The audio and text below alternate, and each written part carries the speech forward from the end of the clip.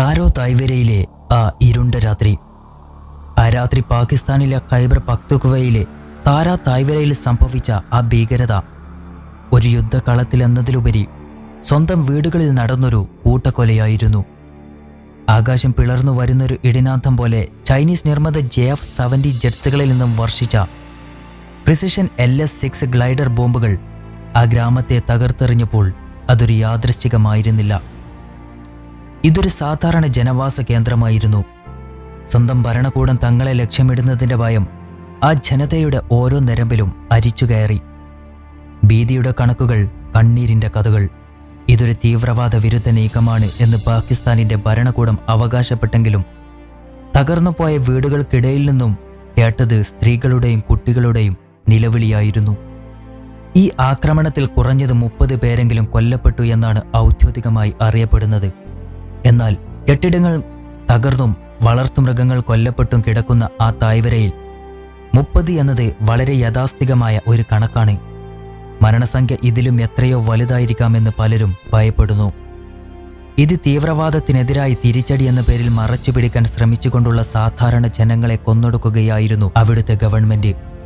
അതിനു പിന്നിലെ രഹസ്യങ്ങൾ എന്താണെന്ന് പുറം ലോകത്തിനറിയില്ല.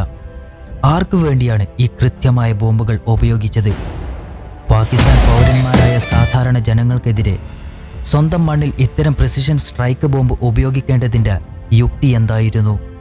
ഈ ചോദ്യങ്ങൾ അന്താരാഷ്ട്ര മാനുഷിക നിയമങ്ങളുടെ ലംഘനം മാത്രമല്ല, പാഷ്തൂൺ ജനതയ്ക്കെതിരെ ഭരണകൂടം നടത്തുന്ന വ്യവസ്ഥിതമായ പ്രചരണത്തിന്റെ പ്രതിഫലനമാണ് എന്നും വിലയിരുത്തപ്പെടുന്നു. ഗോത്രത്തിന്റെ പ്രതികാരം. താരയിലെ പ്രാദേശിക അഖിൽ ഗോത്രങ്ങൾ കടുത്ത ദുഃഖത്തിലും രോഷത്തിലുമായിരുന്നു. തങ്ങളുടെ പ്രിയപ്പെട്ട 30 സ്ത്രീകളെയും കുട്ടികളെയും പാകിസ്ഥാൻ സൈന്യം കൊന്നൊടുക്കി. ഗോത്ര തലവന്മാർ അസ്വസ്ഥരായി. അവരുടെ രോഷം ആകാശത്തോളം ഉയർന്നു. അവരുടെ പ്രതികരണം കേട്ടാൽ ആരും നടുങ്ങിപ്പോകും. മരിച്ച സ്ത്രീകളെ അവർ അടക്കം ചെയ്യാൻ തയ്യാറാണ്. എന്നാൽ കൊല്ലപ്പെട്ട പുരുഷന്മാരുടെ മൃതദേഹങ്ങൾ അവർ അടക്കം ചെയ്യില്ല. പകരം ആ മൃതദേഹങ്ങൾ പ്രദേശത്തെ കോർ കമാൻഡറിന്റെ വസതിക്ക് മുന്നിൽ കൊണ്ടുപോയി വെക്കാൻ അവർ തീരുമാനിച്ചു. ഈ കൊടും ക്രൂരതയ്ക്ക് ഒരു വിശദീകരണവും ഉത്തരവും അവർക്ക് ആവശ്യമായിരുന്നു. സ്വന്തം പൗരന്മാരുടെ മൃതദേഹങ്ങൾ വെച്ചുകൊണ്ട് ഭരണകൂടത്തോടും മറുപടി ആവശ്യപ്പെടുന്ന ഒരു ഗോത്രമേഖല.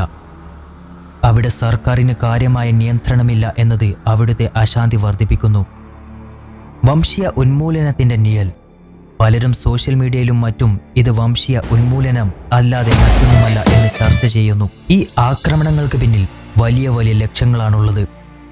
പാകിസ്ഥാൻ ഈ പ്രദേശങ്ങളെല്ലാം നശിപ്പിക്കാനും അവിടുത്തെ ജനങ്ങളെ ഒഴിപ്പിക്കാനും ശ്രമിക്കുന്നുണ്ടായിരുന്നു. ചൈനയുടെ ചൈന പാകിസ്ഥാൻ എക്കണോമിക് കോറിഡോറിനു വേണ്ടിയും ഗോദർ തുറമുഖത്തേക്കുള്ള റോഡ് വികസനത്തിന് വേണ്ടിയും ഒരു വംശീയ ജനസംഖ്യാപരവുമായ ശുദ്ധീകരണം ഇവിടെ നടക്കുന്നുണ്ടോ എന്ന ചോദ്യം ശക്തമായി ഉയരുന്നു. പാകിസ്ഥാൻ ബലൂചിസ്ഥാനിൽ ചെയ്തതുപോലെ ഇപ്പോൾ പാഷ്തൂൺ മേഖലകളോടും ഇത് ആവർത്തിക്കുകയാണ്. പാഷ്തൂൺ തഹഫുസ് മൂവ്മെന്റ് പോലുള്ള വിദ്യാർത്ഥി പ്രക്ഷോഭങ്ങൾ മുമ്പ് തന്നെ ഈ മേഖലകളിൽ സൈന്യ ഭരണകൂടങ്ങൾക്ക് പ്രശ്നങ്ങളായി മാറിയിരുന്നു. പാഷ്തൂണുകൾ ഇപ്പോൾ പാകിസ്ഥാനെക്കുറിച്ച് പോലും സംസാരിക്കാൻ തുടങ്ങിയിരിക്കുന്നു. ഈ ഗോത്രങ്ങളെല്ലാം ഡുറാൻഡ് ലൈൻ തങ്ങളുടേതല്ല എന്നും അതിർത്തികൾ ആവശ്യമില്ലെന്നും വിശ്വസിക്കുമ്പോൾ ഇത്തരം ആക്രമണങ്ങൾ ഈ അതൃപ്തിക്ക് തീവ്രത കൂട്ടുകയേ ഉള്ളൂ. ഈ കൂട്ടക്കൊലയുടെ ദുരിതത്തിന്റെ ചൈനയുടെ പങ്ക് ഒരു വലിയ ചോദ്യചിഹ്നമായി നിലകൊണ്ടു. ആക്രമണത്തിന് ഉപയോഗിച്ച L-6 ഗ്ലൈഡ് ബോംബ്സും JF-70 ജെറ്റ്സും ചൈനീസ് നിർമ്മിതമായിരുന്നു. സാധാരണക്കാർക്ക് നേരെയുള്ള ഈ കുടുംബക്കൊല ആസൂത്രണം ചെയ്യുന്നതിൽ ചൈനീസ് ഭരണകൂടം തുറന്ന പിന്തുണ നൽകിയിട്ടുണ്ട് എന്നത് വ്യക്തമാണ്. ഈ സംഭവങ്ങളെല്ലാം കൂടുതൽ സംഘർഷങ്ങൾക്കും വലിയ വലിയ അസ്വസ്ഥതകൾക്കും കാരണമാകും. മൃതദേഹങ്ങൾ അടക്കം ചെയ്യാൻ പോലും വിസമ്മതിച്ചും പ്രതികാരത്തിന്റെ കനലുകളുമായി നിൽക്കുന്ന ആ ഗോത്രക്കാർക്ക് ഏതു രൂപത്തിൽ പ്രതികാരം ചെയ്യണമെന്ന് ലോകം കാത്തിരുന്നു കാണേണ്ടിയിരിക്കുന്നു. അതൊരു പക്ഷേ നേപ്പാളിനേക്കാളും 10 ഇരട്ടിയാകാം. കാത്തുവെച്ച കഥകൾ ആദ്യമേ കാതുവെക്കാൻ ഈ ചാനൽ സബ്സ്ക്രൈബ് ചെയ്യാനും ലൈക്ക് ചെയ്യാനും മറക്കാതിരിക്കുക. പാകിസ്ഥാന് നിങ്ങളുടെ പിന്തുണയോ അതോ വിരോധമോ കമന്റ് ചെയ്യാനും മറക്കാതിരിക്കൂ.